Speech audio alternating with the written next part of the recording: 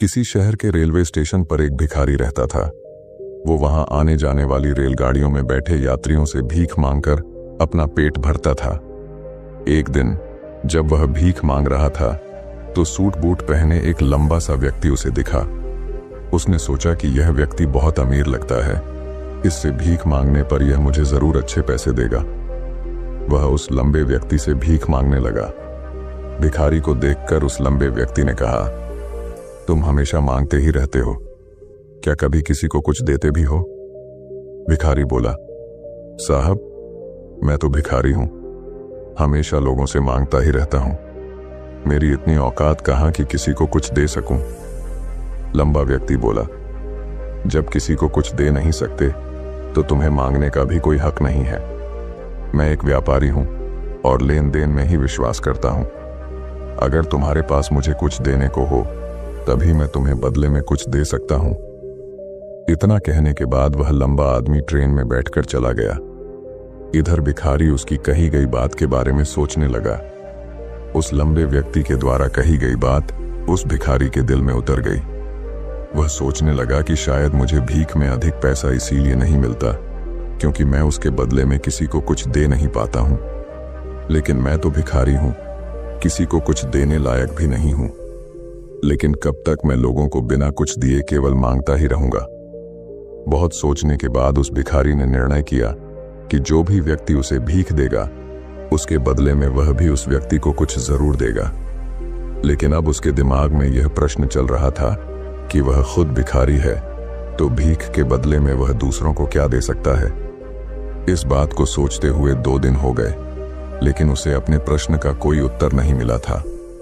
तीसरे दिन जब वह स्टेशन के पास बैठा हुआ था तभी उसकी नजर कुछ फूलों पर पड़ी जो स्टेशन के आसपास के पौधों पर खिल रहे थे। उसने सोचा, क्यों ना मैं लोगों को भीख के बदले कुछ फूल दे दिया करूं। उसको अपना यह विचार अच्छा लगा और उसने वहां से कुछ फूल तोड़ लिए। अब वह ट्रेन में भीख मांगने पहुंचा। अब जब भी कोई उसे भीख देता तो उसके बदले में वह भीख देने वाले को कुछ फूल दे देता। उन फूलों को लोग खुश होकर अपने पास रख लेते थे। अब भिखारी रोज फूल तोड़ता और भीख के बदले में उन फूलों को लोगों में बांट देता था। कुछ ही दिनों में उसने महसूस किया कि अब उसे बहुत अधिक लोग भीख देने लगे हैं। वह स्टेशन के पास के सभी फूलों को तोड़ लाता था।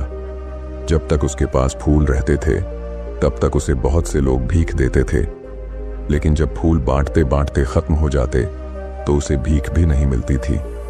अब रोज ऐसा ही चलता रहा। एक दिन जब वह भीख मांग रहा था तो उसने देखा कि वही लंबा व्यक्ति ट्रेन में बैठा है जिसकी वजह से उसे भीख के बदले फूल देने की प्रेरणा मिली थी। वह तुरंत उस व्यक्ति के पास पहुंच गया और भीख मांगते हुए बोला, आज मेरे पास आपको देने के लिए कुछ फूल हैं, आप मुझे भीख दीजिए तो बदले में मैं आपको कुछ फूल दूंगा। उस लंबे व्यक्ति ने उसे भीख के रूप में कुछ पैसे दे दिए और भिखारी ने कुछ फूल उसे दे दिए। उस लंबे व्यक्ति को यह बात बहुत पसंद आई। वह बोला, वाह क्या बात है, आज तुम भी मेरी तरह एक व्यापारी बन गए हो। इतना कहकर फूल लेकर वह लंबा व्यक्ति अपने स्टेशन पर उतर गया।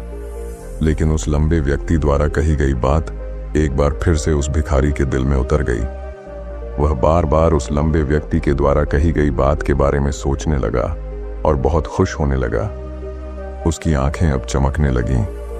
उसे लगने लगा कि अब उसके हाथ सफलता की वह चाबी लग गई है जिसके द्वारा वह अपने जीवन को बदल सकता है। वह तुरंत ट्रेन से नीचे उतरा और उत्साहित होकर बहुत तेज आवाज में ऊपर आसमान की तरफ देखकर बोला, मैं भिखारी नहीं हूं, मैं तो एक व्यापारी हूं, मैं भी अमीर बन सकता हूं। लोगों ने उसे देखा तो सोचा कि शायद यह भिखारी पागल हो गया है और अगले दिन से वह भिखारी उस स्टेशन पर फिर कभी नहीं दिखा। लेकिन 6 महीने बाद इसी स्टेशन पर 2 व्यक्ति सूट बूट पहने हुए यात्रा कर रहे थे। दोनों ने एक दूसरे को देखा तो उनमें से एक ने दूसरे से हाथ मिलाया और कहा, क्या आपने मुझे पहचाना? दूसरा व्यक्ति बोला, नहीं, क्योंकि मेरे हिसाब से हम लोग पहली बार मिल रहे हैं। पहला व्यक्ति बोला, नहीं, आप याद कीजिए, हम पहली बार नहीं बल्कि तीसरी बार मिल रहे हैं। दूसरा व्यक्ति बोला, मुझे याद नहीं, वैसे हम पहले 2 बार कब मिले थे? अब पहला व्यक्ति मुस्कुराया और बोला, हम पहले भी 2 बार इसी ट्रेन में मिले थे। मैं वही भिखारी हूं जिसको आपने पहली मुलाकात में बताया कि मुझे जीवन में क्या करना चाहिए, और दूसरी मुलाकात में बताया कि मैं वास्तव में कौन हूं। दूसरा व्यक्ति मुस्कुराया और अचंभित होते हुए बोला, ओह, याद आया, तुम वही भिखारी हो जिसे मैंने एक बार भीख देने से मना कर दिया था और दूसरी बार मैंने तुमसे कुछ फूल खरीदे थे। लेकिन आज तुम ये सूट बूट में कहाँ जा रहे हो और आजकल क्या कर रहे हो?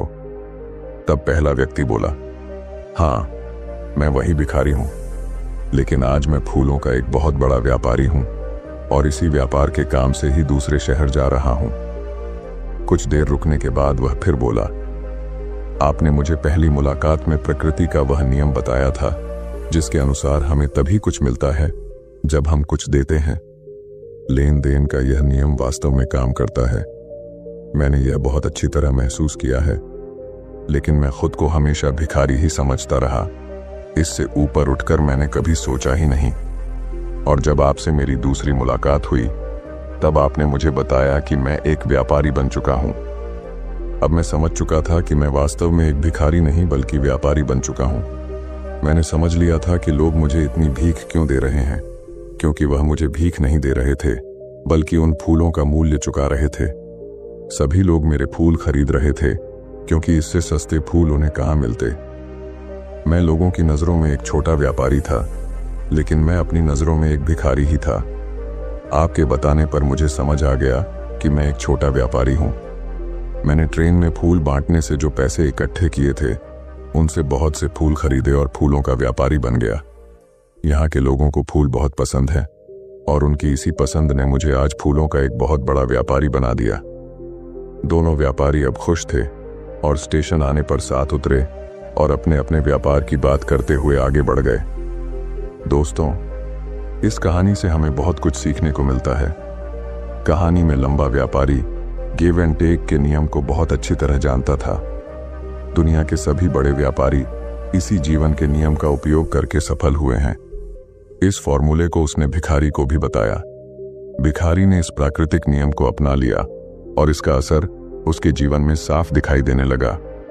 उसने अपनी सोच बदली और उसकी जिंदगी बदल गई। यह कहानी हमें बताती है कि हम यदि अपनी सोच बदल लें तो कुछ भी हासिल किया जा सकता है। यदि हम खुद को छोटा समझते रहेंगे तो हम हमेशा छोटे ही बने रहेंगे। बड़ा बनने के लिए हमें अपनी सोच को बदलना होगा और खुद के बारे में बड़ा सोचना होगा। कहानी का सार यह है कि सफलता आपकी सोच में छुपी होती है। खुद का आत्मसम्मान जगाइए, अपनी सोच को बड़ा बनाइए और देखिए कैसे आप सफलता के शिखर पर पहुंच जाते हैं।